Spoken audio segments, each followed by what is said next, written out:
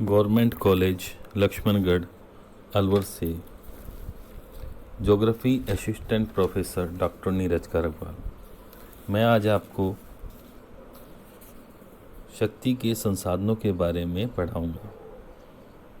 बच्चों, हम शक्ति के स्रोतों के बारे में अध्ययन कर रहे हैं और अपरंपरागत शक्ति के स्रोत यानी नॉन कन्वेंशनल एनर्जी रिसोर्सेज के बारे में आज हम पढ़ेंगे। हम जानते हैं कि पूरा विश्व वर्तमान में ऊर्जा संकट से चिंतित है और ये भी हम जानते हैं कि कोयला और पेट्रोलियम आने वाले कुछ सैकड़ों सालों के अंदर ख़त्म हो जाएगा, समाप्त हो जाएगा। इस तरह से यदि हम वर्तमान दर से केवल परंपरागत ऊर्जा स्रोतों का ही प्रयोग करते रहेंगे तो इनका समापन निश्चित है, इनकी समाप्ति निश्चित है। इसलिए वर्तमान में कुछ जो नवीन शक्ति के संसाधन है, नवीकरणीय शक्ति के संसाधन हैं, वो बहुत ही ज़रूरी हैं और इसमें है पेट्रोलियम के अतिरिक्त ये है tidal energy, solar energy, wind energy आदि।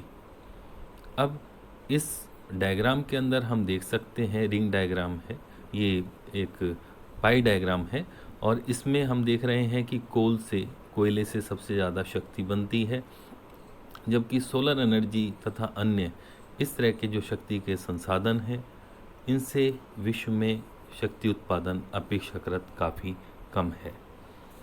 कन्वेंशनल एनर्जी रिसोर्सेज ये हमारे सामने हैं, कोल, पेट्रोलियम, गैस, हाइड्रो पावर और न्यूक्लियर एनर्जी या power. Non conventional energy resources के अंदर ये आते हैं solar energy, wind energy, geothermal energy, biomass, tidal energy आदि। अब इनमें सबसे पहले हम जो शक्ति का स्रोत है वो है सूरज या सोलर एनर्जी, इसके बारे में पढ़ते हैं।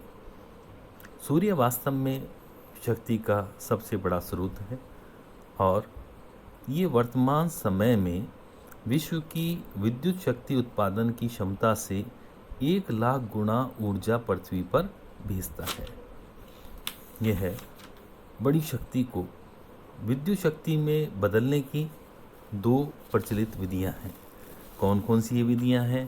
पहली है जो सोलर एनर्जी है, सौर या धूप है, उसको बड़े बड़े शीशों के द्वारा, रिफ्लेक्टर्स या लेंसों के माध्यम से एक ही स्थान पर इकट्ठा किया जाता है, संग्रहित किया जाता है और उससे ताप प्राप्त किया जाता है। और दूसरी विधि है जिसके अंतर्गत जो सोलर एनर्जी प्राप्त होती है उससे सिलिकॉन सेलों के द्वारा बिजली बनाई जाती है, यानी कि एनर्जी बनाते हैं। अब विश्व के अंदर जो पोटेंशियल है सोलर एनर्जी का वो हम इस मैप के अंदर देख सकते हैं। उत्तरी गोलार्ध में ये अधिक है और जहाँ पर सोलर एनर्जी की पोटेंशियल अधिक है वहाँ पर ये अधिक पाया जा सकता है। उष्णकटिबंधीय क्षेत्रों में ये अधिक मिलता है। अब ये जो सोलर एनर्जी है ये कभी ना समाप्त होने वाली इस प्रकार की एनर्जी है जिसका हम जितना इस्तेमाल करते जाएंगे उतना हमें लाभ होगा। दूसरा है इसके बाद में विंड एनर्जी या पवन ऊर्जा। ऊर्जा के रूप में पवन चक्कियों का प्रयोग प्राचीन काल से ही होता रहा है। वर्तमान समय में जब ईंधन की कमी होती जा रही है और ये काफ़ी महंगे होते जा रहे हैं, तब यह पवन चक्की काफ़ी उपयोगी हो सकती है। जियोथर्मल एनर्जी यानी भूतापीय ऊर्जा। वैज्ञानिकों का मत है कि आज मानव को पृथ्वी के इंटीरियर से प्राप्त ऊष्मा एक बड़ी व्यवहारिक नवीन ऊर्जा स्रोत के रूप में प्राप्त है। अमेरिका के कैलिफोर्निया की इंपीरियल घाटी में ऐसे बहुत सारे स्थान हैं जहाँ पर गर्म जल को भूतापीय ऊष्मा से वाष्पित करके टरबाइन चलाए जा सकते हैं। केवल इस भूतापीय शक्ति से कैलिफोर्निया अपनी वर्तमान विद्युत आवश्यकता की पूर्ति कर सकता है। यह इतना महत्वपूर्ण है। इसके बाद में है बायोमास यानी जैव ऊर्जा। जैव ऊर्जा का प्रमुख स्रोत है जो कि विश्व में प्रचुर मात्रा में उपलब्ध है।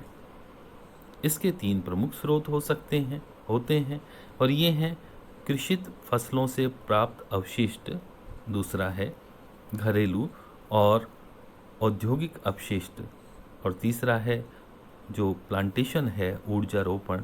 इस प्रकार से फसलों के अपशिष्ट पदार्थों या कृषि से के जो उपजात प्राप्त होते हैं भविष्य की ऊर्जा के महत्वपूर्ण संसाधन हैं।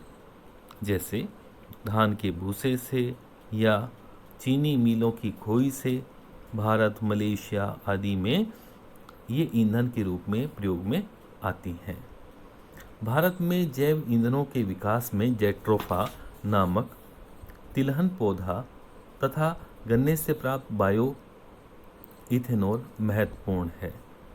ये बायोडीजल आदि इनसे प्राप्त किया जाता है। इसके अतिरिक्त जो टाइडल एनर्जी है यानी ज्वारीय ऊर्जा, वह भी महत्वपूर्ण है। इस प्रकार आज हमने इन गैर परंपरागत ऊर्जा स्रोतों के बारे में अध्ययन किया है। Thank you.